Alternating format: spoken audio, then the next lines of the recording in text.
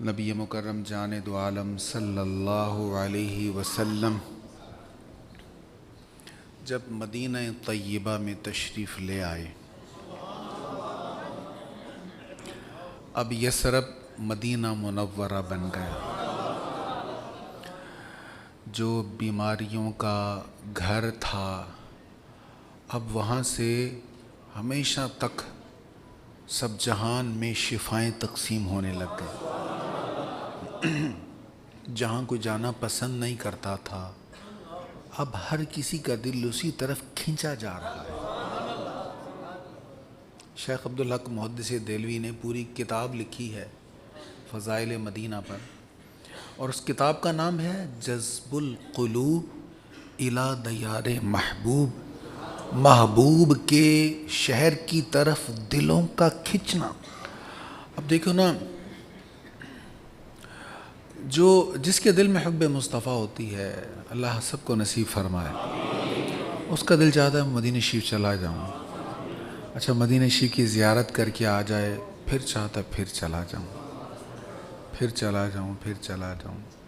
کتنی بار زیارت ہوئی، کتنی بار کریم آقا نے اپنے شہر کریم کی فضاؤں میں، ہواؤں میں سانس لینے کا موقع دیا، پھر دل چاہتا ہے وہاں چلے جائیں۔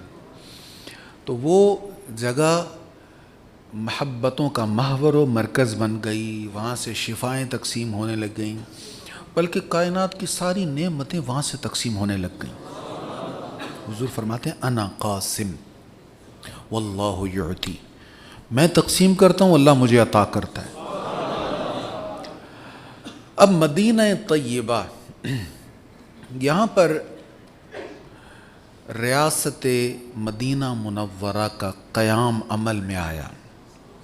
پہلی اسلامی ریاست، پہلی اسلامی مملکت کی بنیاد آقا کریم علیہ الصلاۃ والتسلیم نے رکھی۔ جتنے بھی ممالک ہیں، ہر ملک جب بنتا ہے، جب ایک مملکت بنتی ہے، ایک قوم بنتی ہے، تو کبھی تو وہ رنگ کی بنیاد پر قوم بنتی ہے، بھئی ہم سارے گورے ہیں تو گوروں کا دیس ہونا چاہیے، اچھا ہم سارے کالے ہیں تو کالوں کا دیس ہونا چاہیے۔ کبھی رنگ کی بنیاد پر یا زبان کی بنیاد پر، ہم عربی بولنے والے ہیں، ہم فارسی بولنے والے ہیں، ہم اردو بولنے والے ہیں، تو زبان کی بنیاد پر بھی قومیں بنتی ہیں۔ یا زمین، خطہ زمین، اس کی بنیاد پر ہندوستان بنا، جب پاکستان بنا اور ہندوستان بنا، تو جو ایک قومی نظریہ کے قائل تھے، ان کا نظریہ کیا تھا؟ ان کی آئیڈیالوجی یہ تھی کہ یہ جو دھرتی ہے نا، ہندوستان، یہ ہماری زمین ہے، اور ہم کوئی بھی ہیں، مسلمان ہیں، ہندو ہیں، سکھ ہیں، عیسائی ہیں، کچھ بھی ہیں، ہم سب کی یہ زمین ہے، لہذا اس زمین کی بنیاد پر ہم ایک قوم ہیں۔ ہمارا نظریہ یہ تھا کہ نہیں بھائی، ہم جو مسلمان ہیں، جہاں کے بھی ہیں، ہم ایک قوم ہیں، ہم ایک قوم ہیں۔ سرکار کریم علیہ الصلاۃ والتسلیم نے قومیت کی بنیاد یہی مدینہ طیبہ میں رکھی تھی۔ دیکھیں، مکہ معظمہ سے جو صحابہ کرام آئے، ان کو ہم کیا کہتے ہیں؟ مہاجرین، مہاجرین۔ اور جو مدینہ طیبہ کے تھے، جنہوں نے ویلکم کیا، جنہوں نے کہا جی آپ آ جائیں یہاں پر، ان کو ہم کہتے ہیں انصار۔ ماشاءاللہ ماشاءاللہ، اللہ کریم آپ کے علم میں اور برکتیں فرمائے۔ اب وہ انصار ہیں، وہ مہاجرین ہیں، تو فرق ہو گیا نا، وہ مدینہ شریف کے رہنے والے، وہ مکہ شریف کے رہنے والے، تو زمین تو الگ الگ ہے۔ اچھا، پھر ان میں رنگ کا بھی فرق ہے، ان میں سفید رنگت والے بھی ہیں، گندمی رنگت والے بھی ہیں جو مہاجرین آئے ہیں، اور سیاہی مائل بھی ہیں، پکی رنگت والے بھی ہیں، تو وہ بھی ہیں جس کی رنگت پر حوریں قربان جائیں۔ سیدنا بلال بھی تو ہیں نا۔ تو مختلف رنگ ہیں، کوئی حبشہ سے آیا، کوئی فارس سے آیا، کوئی روم سے آیا، کوئی کہاں سے آیا، کوئی کہاں سے آیا۔ اور پھر یہاں کے جو رہنے والے ہیں جو مدینہ طیبہ میں، مدینہ منورہ جو یثرب تھا نا، اس کو آباد کرنے والے اکثر آؤٹ سائڈر تھے. جیسے ہمارا شہر فیصل آباد ہے، اس کو آباد کرنے والے آؤٹ سائڈر ہیں. کوئی کس علاقے سے آیا، کوئی کس علاقے سے. یہ پرانا شہر نہیں ہے نا، یہ تو برٹش امپائرز نے بنایا. لائل پور ساندل تھا، ایک چھوٹا سا علاقہ تھا، وہاں سے لائل پور بن گیا. تو ارد گرد کے علاقوں سے لوگ آئے اور انہوں نے یہاں پر آ کر اس کو آباد کر دیا. تو یثرب کا معاملہ بھی ایسا ہی تھا. وہاں پر مختلف قوموں کے مختلف علاقوں سے لوگ وہاں پر آئے تھے. مختلف قومیں تھیں، آپس میں بڑے اختلافات سے، اوس خزرج اور بھی کئی قبائل تھے. ان کی لڑائیاں 100 سال سے زیادہ عرصے سے ان کے آپس میں اختلافات تھے، لڑائیاں جاری تھیں ان کی. تو قومیں مختلف، رنگ مختلف، زبانیں مختلف، یہ سارے جب آقا کریم علیہ الصلاۃ والتسلیم کی رحمت والی ٹھنڈی ہوا والی چادر کے نیچے آئے تو سب ایک ہو گئے. اب قوم کیسے بنی؟ نسبت مصطفیٰ کی وجہ سے. یہ بڑی اہم چیزیں، اس کو ذہن میں رکھیے گا. یہ ہمارے پاکستان کے حق میں یہ چیزیں بڑی زبردست ہیں اگر ہمارے ذہنوں میں بیٹھ جائیں. تو سرکار کریم علیہ السلام نے نہ تو زبان کی بنیاد پر سب کو اکٹھا کیا، نہ علاقہ کی بنیاد پر کہ بھئی آپ سب لوگوں کی یہ زمین ہے لہٰذا ایک ہو جاؤ، نہ رنگ کی بنیاد پر کہ بھی ہم سب ایک رنگ والے ہیں. نہیں، یہ کچھ بھی چیز نہیں. یہ ساری چیزیں انسانوں کو تقسیم در تقسیم کرتی ہیں. اگر آپ زمین کی بنیاد پر وطن بناتے ہیں تب بھی آپ کا جھگڑا رہے گا دوسروں کے ساتھ. اگر آپ زبان کی بنیاد پر بناتے ہیں وطن تب بھی آپ کا دوسری زبانوں والوں کے ساتھ جھگڑا رہے گا. تو حضور علیہ السلام نے تصور دیا، بھئی تم سارے محمدی ہو، تم سارے مصطفی ہو. تو دامن مصطفیٰ کو چھوڑ کر، اسلام کو چھوڑ کر وطن کی جو بات کی جاتی ہے نا، یہ درست نہیں ہے. اقبال نے اس کو بھی بت کہا تھا. اس نے کہا تھا یہ بت کے تراشی دائے تہذیب نبی ہے، غارت کرے کاشانہ دین نبوی ہے. بازو تیرا توحید کی قوت سے قوی ہے، اسلام تیرا دیس ہے. اے مسلمان تو جہاں کہیں بھی ہے، تیرا دیس اسلام ہے، اسلام تیرا دیس ہے، تو مصطفی ہے. ہم سب مصطفی ہیں. بس ایک واقعہ میں عرض کر کے عنوان کو آگے بڑھاؤں گا، گفتگو کو آگے بڑھاؤں گا. بمبئی میں ایک پریس کانفرنس ہو رہی تھی، ابھی پاکستان بننے سے پہلے کی بات ہے. تو قائد اعظم محمد علی جناح اس پریس کانفرنس میں تھے. تو ایک ہندو صحافی تھا، اس نے کہا جی آپ لوگوں کو تقسیم کر رہے ہیں، ہندوستان کے لوگوں کو آپ بانٹ رہے ہیں. تو اتنے عرصے سے ہم اکٹھے رہ رہے ہیں، تو اکٹھے ہی رہنے دیں، آپ کیوں کہتے ہیں ہم الگ وطن چاہیے، ہمیں پاکستان چاہیے. تو آپ نے کوئی جواب نہیں دیا، خاموش رہے، اس کے سوال کو اگنور کر دیا. لوگوں نے سمجھا پتہ نہیں جواب نہیں آیا. گفتگو جاری رہی. تھوڑی دیر بعد پانی مانگا، پانی کسی نے دے دیا. تو آدھا گلاس پانی کا پیا قائد اعظم نے، یا کچھ حصہ پیا اور پھر پانی رکھ دیا، اور اسی صحافی کو کہا پانی چاہیے تو پی لو. اس نے کہا میں تیرا جھوٹا پانی کیوں پیوں، میں تیرا جھوٹا پانی کیوں پیوں. اتفاق سے اسی پریس کانفرنس میں، اسی اجتماع میں ایک ترکی شخص بیٹھا ہوا تھا. ترکوں کا ایک خاص لباس اس دور میں ہوتا تھا، سرخ ٹوپی. وہ ٹوپی پہن کر بیٹھا ہوا تھا. اس کو کہا پانی پیو گے؟ اس نے کہا ہاں دو. اس نے پیا، سارا گلاس ختم کر دیا. قائد نے کہا دیکھو تیری میری زبان ایک ہے، زمین ایک ہے، دھرتی ایک ہے. جیسا میں لباس پہنتا ہوں ویسا تو پہنتا ہے. اس کی زبان اور ہے، زمین اور ہے، لباس اور ہے، سب کچھ اور ہے. لیکن جس آقا کا میں غلام ہوں اسی کا یہ بھی غلام ہے. یہ ہے دو قومی نظریہ. اسی بنیاد پر ریاست مدینہ منورہ قائم ہوئی تھی، اور آپ کو مبارک ہو اسی بنیاد پر پاکستان بنا ہے. مدینہ کا مطلب ہے شہر، اور منورہ کا مطلب ہے نور والا. مدینہ کا مطلب ہے شہر، اور طیبہ کا مطلب ہے پاکیزہ. اور پاکستان کا مطلب بھی یہی ہے جو مطلب مدینہ طیبہ کا ہے. اس دھرتی پر اسلام کے نام پر پہلا بننے والا ملک مدینہ منورہ ہے، اسلامی ریاست ہے. اور پھر اسلام کے نام پر بننے والا ملک پاکستان ہے. آج جتنے بھی اسلامی ممالک ہیں وہ اسلام کے نام پر نہیں بنے، مختلف نظریات تھے ان کے، آپس میں مسلمان بھی لڑ لڑ کے تقسیم در تقسیم ہوتے رہے، سلطنت عثمانیہ ہماری ٹوٹی. خیر یہ ایک پورا عنوان ہے، الگ باب ہے. تو پاکستان ایک ایسا ملک ہے جو اسلام کی بنیاد پر بنا ہے. یہی وجہ ہے اہل پاکستان کو مدینہ شریف سے محبت ہے، اور مدینے والے آقا کی نظر کرم بھی اہل پاکستان پر ہے. اب یہ اسلامی سلطنت کی بنیاد پڑ گئی، پہلا سال ہے، بہت سارے واقعات ہیں لیکن میں اسکپ کرتا جا رہا ہوں، بہت ساری چیزیں چھوڑتا جا رہا ہوں. یہ یہود نے جب دیکھا کہ اسلامی مملکت بن رہی ہے تو انہوں نے مسلمانوں کی مخالفت شروع کر دی. بڑے عجیب انداز سے مخالفت کی. پہلے ان کی مخالفت کی بنیادی وجہ سمجھ لیں، سائیکی کیا تھی، سوچ کیا تھی ان کی. ان کو اصل میں نبی کریم علیہ الصلاۃ والتسلیم سے بغض تھا. اس کی وجہ یہ تھی، یہ کہتے تھے کہ یہ بنی اسرائیل میں سے نہیں ہیں. حضرت سیدنا ابراہیم خلیل اللہ علیہ الصلاۃ والسلام کے بڑے صاحبزادے ہیں حضرت اسماعیل علیہ السلام. یہ حضرت ہاجرہ کے بطن سے ہیں. آپ کے چھوٹے صاحبزادے ہیں حضرت اسحاق علیہ السلام، یہ حضرت سارہ کے بطن سے ہیں. حضرت اسحاق کے بیٹے ہیں حضرت یعقوب علیہ السلام. حضرت یعقوب علیہ السلام کا لقب ہے اسرائیل. ان کی اولاد میں جتنے بھی انبیاء کرام تشریف لائے ان کو بنی اسرائیل کہا جاتا ہے. حضرت موسیٰ علیہ السلام اسی میں سے آئے، اور یہ یہود بھی بنی اسرائیل میں سے ہیں. اب بنو اسماعیل، حضرت اسماعیل علیہ السلام کی اولاد سے صالحین آتے رہے، انبیاء نہیں آئے. تو بنی اسرائیل سے انبیاء کرام تشریف لاتے رہے، اور بنو اسماعیل میں انبیاء نہیں آئے، اولیاء آتے رہے، صالحین آتے رہے.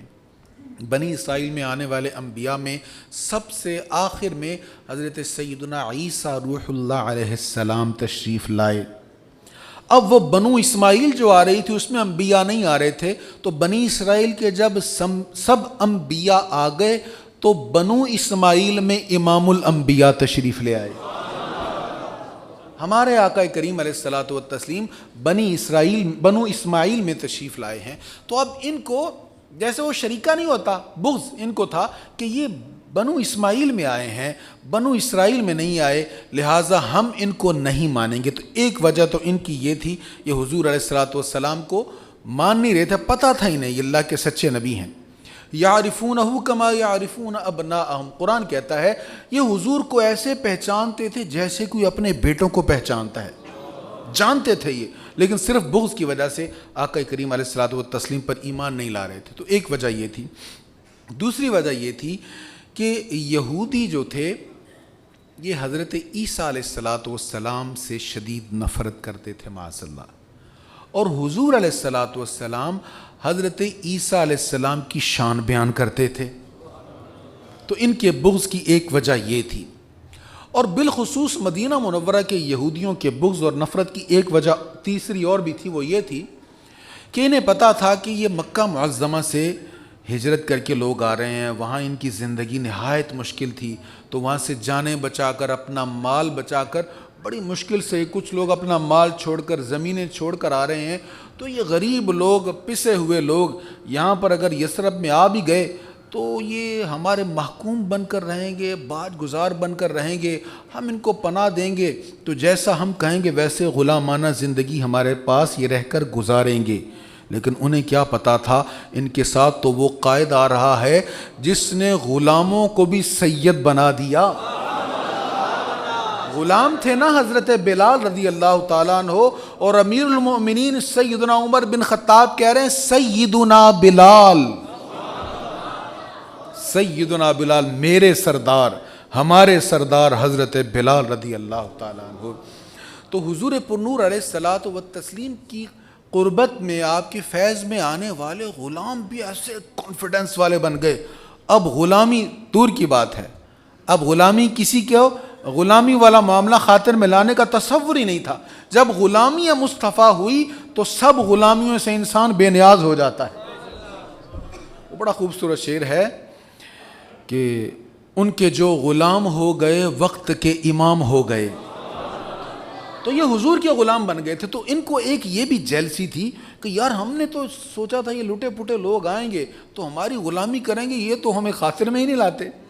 تو یہ وجوہات تھیں جس کی وجہ سے یہود مسلمانوں سے شدید نفرت کر رہے تھے اور بیزاری محسوس کر رہے تھے. ایک وجہ اور تھی, یہودیوں میں ایک بہت بڑا یہودی تھا جس کا نام تھا عبداللہ بن ابی, ابن سلول بھی کہا جاتا ہے اس کو. تو عبداللہ بن ابی جو تھا, اس کو اس علاقے کا, یہاں ایک ریاست بن رہی تھی, اس کا بادشاہ بنایا جانا تھا. یہی یثرب کا, اس کو بادشاہ بنایا جانا تھا. معاملات سارے طے ہو گئے تھے تمام قبیلوں سے, اس کا تاج بھی تیار ہو گیا تھا, بس رسم تاج پوشی باقی رہ گئی تھی. تو اس نے یہاں کا بادشاہ بن جانا تھا اور وہ اس امید پر بیٹھا تھا کہ یہاں میری بادشاہی ہوگی اور میرا راج ہوگا. لیکن کونین کے دولہا جب تشریف لائے, ہر کسی کی نگاہیں چہرہ مصطفیٰ پر ہیں. تو یہ بہت ساری وجوہات تھیں جس کی وجہ سے یہودیوں کو شدید تکلیف تھی. اب اس کے اظہار کے لیے انہوں نے کئی ہتھ کنڈے آزمائے. مسلمانوں کو نقصان پہنچانے کا کوئی بھی موقع ہاتھ سے نہ جانے دیا. انہوں نے یہ بات مشہور کر دی کہ بھئی ہم نے جادو کر دیا ہے, اب مسلمانوں کے ہاں جو مسلمان ہوگا ان کے ہاں اولاد نہیں ہوگی. اب کچھ لوگ جو نئے نئے مسلمان ہوئے تھے وہ بھی پریشان ہوئے, یا جو صاحبان علم نہیں تھے وہ بھی مغموم ہوئے کہ خدا نخواستہ کہیں ایسا ہی نہ ہو, روک ہی نہ لگ گئی ہو, ہمارے ہاں اولاد نہ ہو. سرکار کریم علیہ الصلوۃ والتسلیم نے اپنے غلاموں کو تسکین دلائی. تو ان کی ان افواہوں کے ساتھ ہی اللہ تعالیٰ نے کرم فرمایا اور حضرت سیدنا ابو بکر صدیق رضی اللہ تعالیٰ عنہ کی صاحبزادی حضرت اسماء بنت ابی بکر رضی اللہ تعالیٰ عنہا کے ہاں بیٹے کی ولادت ہو گئی. اب ان کے ہاں بیٹا پیدا ہوا تو یہودیوں کی یہ جو افواہ تھی یا ان کا یہ جو پروپیگنڈا تھا, اس کا زبردست توڑ ہو گیا. تو حضرت اسماء کہتی ہیں جب میرا بیٹا ہوا میں بڑی خوش ہوئی, میں جلدی سے بیٹے کو اٹھایا اور حضور کی بارگاہ میں حاضر سرکار کریم کی بارگاہ میں لے کر آ گئی. سرکار کریم علیہ الصلوۃ والسلام نے پکڑا, ان کا نام رکھا عبداللہ. حضرت اسماء کے شوہر کا نام تھا زبیر, یہ بھی صحابی رسول ہیں. تو عبداللہ بن زبیر پہلے بچے ہیں جو مدینہ منورہ میں ہجرت کے بعد پیدا ہوئے. سرکار کریم علیہ السلام نے اپنی آغوش میں لے لیا, اپنی جھولی میں ڈال لیا. قربان جاؤں عبداللہ تیرے نصیب پر, کونین کے دولہا کی جھولی میں تو بیٹھ گیا, لیٹ گیا. اچھا, پھر حضرت اسماء کہتی ہیں حضور علیہ السلام نے کھجور منگوائی اور کھجور کو اپنے منہ میں ڈالا اور اپنے مبارک دانتوں سے چبایا اور لعاب دہن کو خوب اس میں ملایا اور لعاب دہن سے کھجور کو نرم کیا. پھر اپنے پیارے ہاتھوں سے وہ کھجور کو نکالا اور میرے بیٹے کے منہ میں ڈال دیا. سبحان اللہ, اللہ اکبر. تو حضور علیہ السلام نے گھٹی عطا فرمائے. تو کھجور کو نرم کر کے منہ میں ڈال کر یہ گھٹی دینا میرے آقا کریم علیہ السلام کی سنت ہے. حضور علیہ السلام نے گھٹی عطا فرمائی اور پھر آقا کریم علیہ السلام نے خوب دعائیں عطا فرمائیں. یہ حضرت عبداللہ بن زبیر رضی اللہ تعالیٰ بڑے جلیل القدر صحابی ہیں, کئی احادیث کے راوی ہیں, بڑی عظمتیں ان کی. تو حضرت عبداللہ بن زبیر رضی اللہ تعالیٰ عنہ کی ولادت کے بعد یہ بھی ایک مرحلہ طے ہو گیا اور جو وہ سازشیں کر رہے تھے ان کا رد ہو گیا. اسی سال یعنی پہلا سال جو تھا ہجرت کا, اس میں بہت سارے واقعات ہیں, ان میں ایک واقعہ بس اشارہ کروں گا. ام المؤمنین سیدہ عائشہ صدیقہ رضی اللہ تعالی عنہا کی رخصتی بھی اسی سال ہوئی ہے جو پہلا سال تھا ہجرت کا. ایک حدیث ہے, نبی پاک علیہ الصلوۃ والتسلیم جلوہ فروز سے صحابہ کرام بیٹھے ہوئے تھے, گفتگو ہو رہی تھی. کوئی کہہ رہا تھا مجھے کیا پسند, خواہش ہوتی نا ہر بندے کی, آپ مجھ سے پوچھیں گے تیری کیا خواہش ہے, میں بھی اپنی خواہش بتاؤں گا. اب میں آپ سے پوچھوں گا تو آپ کے ذہن میں بھی کوئی نہ کوئی خواہش ہوگی. ہر کسی کے دل میں خواہش ہوتی ہے, خواہش نہیں بلکہ خواہشیں ہوتی ہیں. کتنی خواہشیں ہوں پھر بھی اور خواہشیں پیدا, ہزاروں خواہشیں ایسی کہ ہر خواہش پہ دم نکلے, بہت نکلے میرے ارمان لیکن پھر بھی کم نکلے. تو خواہشیں ہر کسی کے دل میں ہوتی ہیں. تو خواہشوں کی باتیں ہوئیں تو ابو بکر صدیق کہنے لگے یا رسول اللہ میری بھی خواہش ہے.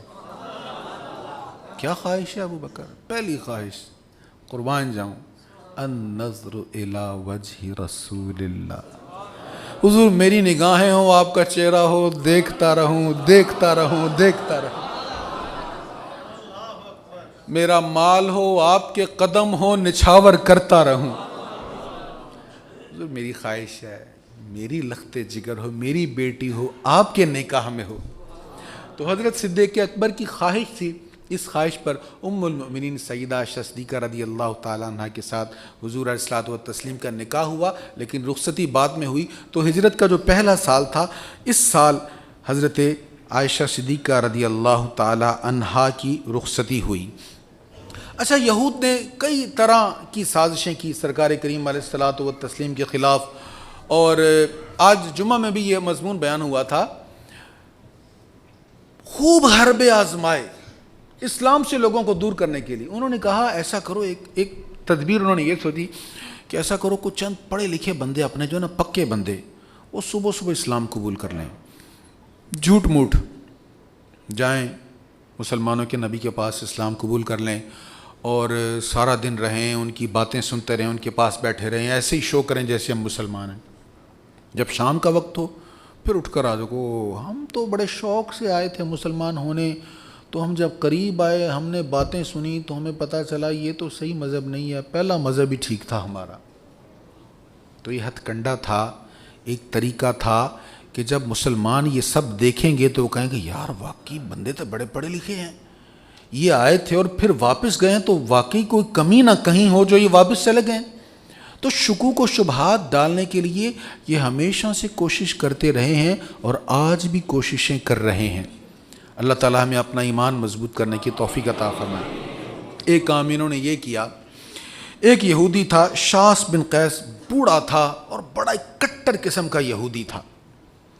اس نے دیکھا کہ مسلمان بیٹھے ہوئے ہیں، اور مسلمانوں کے وہ قبائل جن کا اسلام قبول کرنے سے پہلے جھگڑا تھا، بڑے اختلافات سے 100 سال سے زیادہ عرصے سے جن کی لڑائیاں جھگڑے چل رہے تھے، ان میں سے دو قبیلے تھے اوس اور خزرج۔ یہ دونوں قبیلوں کے لوگ بیٹھے ہیں اور آپس میں بڑے پیار محبت سے باتیں کر رہے ہیں، باہم شیر و شکر ہو گئے، بھول گئے سب اپنے اختلافات۔ تو اس کو دیکھ کر بڑی کڑن ہوئی، بڑا جلا یہ کہ اس نے سوچا میں ان کو کسی طرح لڑاؤں۔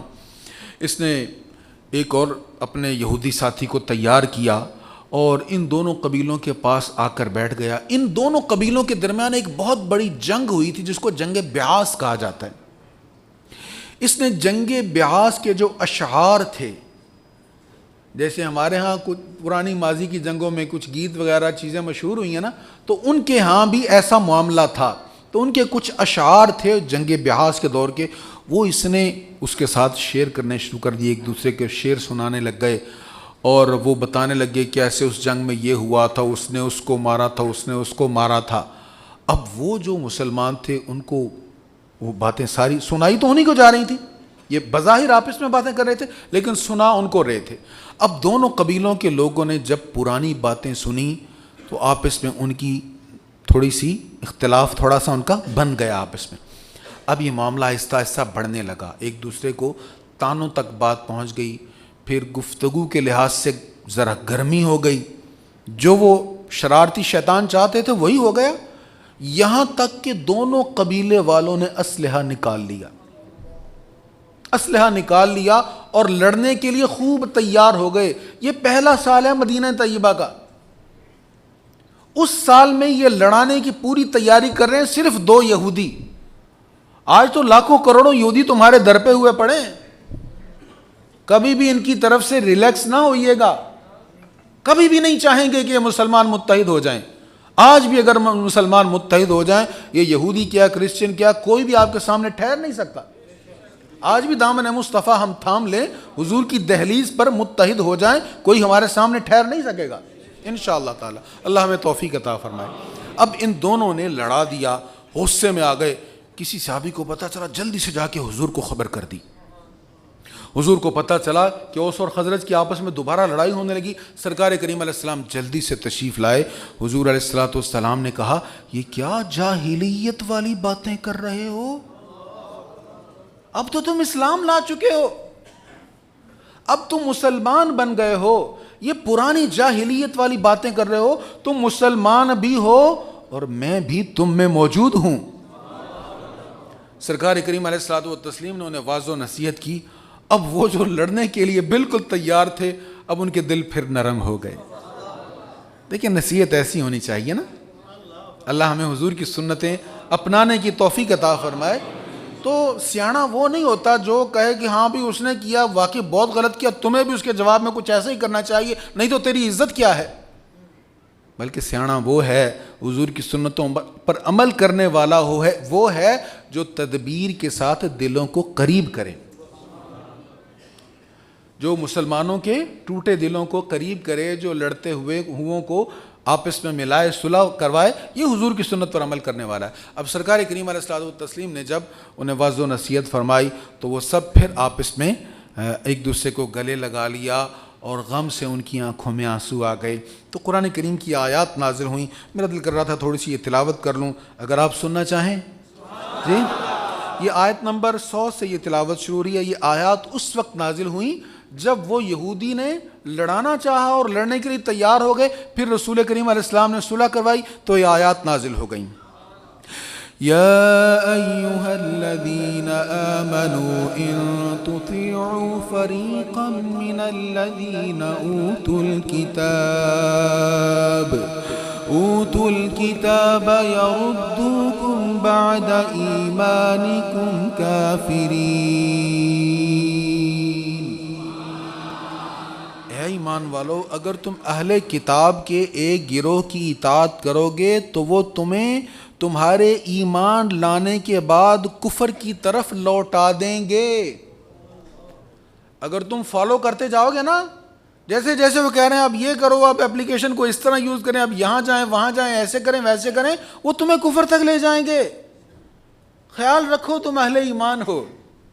پھر آگے کیا ارشاد ہے؟ وَكَيْفَ تَكْفُرُونَ وَأَنْتُمْ تُتْلَى عَلَيْكُمْ آيَاتُ اللَّهِ وَفِيكُمْ رَسُولُهُ وَمَنْ يَعْتَصِمْ بِاللَّهِ فَقَدْ هُدِيَ إِلَى صِرَاطٍ مُسْتَقِيمٍ۔ اور تم کیوں کفر کرو گے حالانکہ تم پر اللہ کی آیات کی تلاوت کی جاتی ہے اور تم میں اس کا رسول موجود ہے، تم میں اس کا رسول موجود ہے، اور جو شخص اللہ کے دین کو مضبوطی سے پکڑے گا تو بے شک اسے سیدھے راستے کی ہدایت دی جائے گی۔ پھر اس سے آگے وہ آیت ہے جس کو نبی پاک علیہ الصلوۃ والتسلیم ہر خطبہ نکاح میں پڑھا کرتے تھے۔ یا ایہا الذین آمنوا اتقوا اللہ حق تقاته ولا تموتن الا وانتم مسلمون۔ اے ایمان والو، اللہ سے ڈرو جس طرح اس سے ڈرنے کا حق ہے، اور تمہیں ہرگز موت نہ آئے مگر مسلمان ہونے کی حالت میں۔ یاد رکھو، ایمان کی حفاظت کرنا، ایمان کے ساتھ ہی اس دنیا سے جانا۔ وَاعْتَصِمُوا بِحَبْلِ اللَّهِ جَمِيعًا وَلَا تَفَرَّقُوا وَاذْكُرُوا نِعْمَةَ اللَّهِ عَلَيْكُمْ إِذْ كُنْتُمْ أَعْدَاءً فألف بين قلوبكم فأصبحتم بنعمته إخوانا وكنتم على شفا حفرة من النار فأنقذكم منها كذلك يبين الله لكم آياته لعلكم تهتدون۔ اور تم سب مل کر اللہ کی رسی کو مضبوطی سے پکڑ لو اور تفرقہ نہ ڈالو، اور اپنے اوپر اللہ کی نعمت کو یاد کرو۔ جب تم آپس میں دشمن تھے تو اس نے تمہارے دلوں میں الفت ڈال دی، تو تم اس کے کرم سے آپس میں بھائی بھائی ہو گئے، اور تم دوزخ کے گڑھے کے کنارے پر تھے تو اس نے تم کو اس سے نجات دی۔ اللہ اسی طرح تمہارے لیے اپنی آیتوں کو بیان فرماتا ہے تاکہ تم ہدایت پاؤ۔ اب آگے بڑا زبردست ارشاد ہے، اور یہ ہم سب کی ذمہ داری ہے، ہم سب کی رسپانسبلٹی ہے۔ جو آگے ارشاد ہے بہت بڑی ذمہ داری امت مسلمہ کو اللہ تعالیٰ عطا فرما رہا ہے وَلْتَكُن مِّنكُمْ أُمَّةٌ يَدْعُونَ إِلَى الْخَيْرِ وَيَأْمُرُونَ بِالْمَعْرُوفِ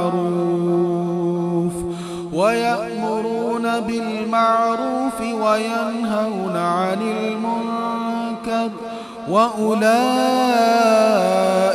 هُمُ الْمُفْلِحُونَ۔ اور تم میں ایسے لوگوں کی ایک جماعت ہونی چاہیے جو اچھائی کی طرف بلائیں اور نیک کاموں کا حکم دیں اور برے کاموں سے منع کریں، اور وہی لوگ فلاح کو پہنچنے والے ہیں۔ تو ایسا کام ہونا چاہیے، برائی سے روکیں تدبیر کے ساتھ، حکمت کے ساتھ، پیار کے ساتھ، دوسروں کے سامنے انسلٹ کر کے نہیں، علیحدگی میں کسی کی خطا ہے، غلطی ہے، تنہائی میں پیار سے سمجھائیں، یہ ہماری ذمہ داری ہے۔ اور آخری آیت جو اس وقت نازل ہوئی وَلَا تَكُونُوا كَالَّذِينَ تَفَرَّقُوا وَاخْتَلَفُوا مِن بَعْدِ مَا جَاءَهُمُ الْبَيِّنَاتُ وَأُولَئِكَ لَهُمْ عَذَابٌ عَظِيمٌ۔ اور تم ان لوگوں کی طرح نہ ہو جاؤ جو متفرق ہو گئے اور انہوں نے واضح دلائل آنے کے باوجود اختلاف کیا، اور وہی لوگ ہیں جن کے لیے بڑا عذاب ہے۔ اب یہاں بڑی اہم آیات نازل ہوئیں، اللہ کریم ہمیں عمل کی توفیق عطا فرمائے۔ بس وقت ختم ہو رہا ہے۔ کتنے بجے آج پروگرام سٹارٹ ہوا تھا؟ 8:30 بجے شروع ہوا تھا، پھر تو تھوڑا سا ٹائم ہے ہمارے پاس۔ اچھا، یہ آیات کریمہ نازل ہوئیں تو یہود نے مسلمانوں کے خلاف بہت سازشیں کی، چند کا پھر آئندہ دنوں میں بھی کچھ ذکر ہوگا، لیکن ان ساری سازشوں کے باوجود ایک بڑا دلچسپ واقعہ ہوا، بس اسی پر گفتگو ختم کرتا ہوں۔ ایک یہودیوں کا بہت بڑا عالم تھا، نام تھا عبداللہ بن سلام، کتاب بہت پڑھی تھی اس نے، بہت جانتا تھا کتاب کو۔ ان کو تیار کیا گیا نبی پاک علیہ الصلوۃ والتسلیم کے ساتھ مناظرے کے لیے، بلایا گیا، تیاری کی گئی کہ بھی تم نے ان سے بات کرنی ہے، ان سے باز کرنی ہے، ان سے مناظرہ کرنا ہے اور ثابت کرنا ہے کہ معاذ اللہ یہ غلط ہیں۔ اب عبداللہ بن سلام کہتے ہیں میں آ گیا، کہتے ہیں میں سرکار کریم علیہ الصلوۃ والتسلیم کی بارگاہ میں آیا، حضور علیہ الصلوۃ والتسلیم ارشاد فرما رہے تھے افشوا السلام واطعموا الطعام وصلوا الارحام وصلوا باللیل والناس نیام تدخلوا الجنۃ بالسلام، لوگوں کو کثرت کے ساتھ سلام کرو اور امن و سلامتی کو پھیلاؤ، بھوکوں کو کھانا کھلاؤ، صلہ رحمی اختیار کرو، اور رات میں اس وقت نماز پڑھو جب لوگ سوئے ہوئے ہوں، تم جنت میں سلامتی کے ساتھ داخل ہو جاؤ گے۔ یہ حضور باتیں کر رہے تھے، صحابہ بیٹھے ہوئے ہیں، یہ بھی آگے بیٹھ گیا، چہرہ مصطفیٰ کو دیکھ رہا ہے۔ اللہ اکبر، اب چہرہ مصطفیٰ کو معمولی چہرہ تھا، یہ علم والا شخص تھا، واقعی صاحب علم تھا، دل میں بغض نہیں تھی، آنکھوں پر بغض کی پٹی نہیں تھی نا، کتاب کو جانتا بھی تھا اور کوئی بغض بھی نہیں تھا دل میں۔ تو جب ایسی حالت میں اس نے چہرہ مصطفیٰ کو دیکھا تو چہرہ مصطفیٰ دیکھتے رہ گئے، روئے بدر دجا دیکھتے رہ گئے، چہرہ وضحا دیکھتے۔ اعظم چشتی صاحب مرحوم پاکستان کے بہت بڑے شاعر تھے اور نعت شریف بھی پڑھا کرتے تھے، ان کا پڑھنے کا اپنا ہی ایک سٹائل تھا، ان کی ایک الگ انفرادی طرز تھی۔ میں کوشش کروں گا ان کی طرز میں انہی کا کلام آپ کو سناتا ہوں، سرکار کے چہرہ انور کی بات ہے۔ تو اجے میرا یار نہیں ڈیٹھا، جنوں ویکھ کے چن شرمائے،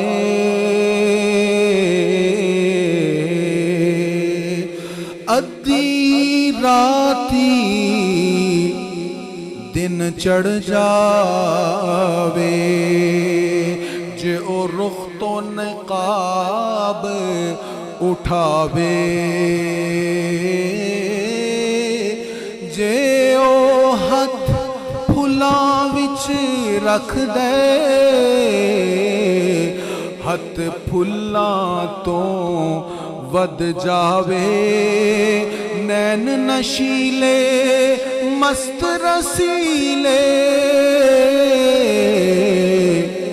وچ سونا کجل سہاوے اکھ اگڑے تے انج پیا جا پے جویں میں خانہ کھل جاوے آزم ایڈا سونا ماہی سانو ہور نظر نہ آوے